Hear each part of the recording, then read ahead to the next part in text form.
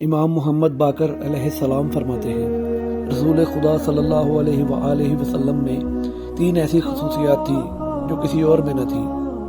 پہلی خصوصیت، رسول خدا صلی اللہ علیہ وآلہ وسلم کا سایہ نہیں تھا، کیونکہ آپ صلی اللہ علیہ وآلہ وسلم نور تھے اور نور کا سایہ نہیں ہوتا۔ دوسری خصوصیت، جہاں سے رسول اکرم صلی اللہ علیہ وآلہ وسلم گزرتے وہاں 3 دن تک خوشبو رہتی۔ یہ خوشبو آپ کی پاکیزگی اور رحمت کی نشانی تھی۔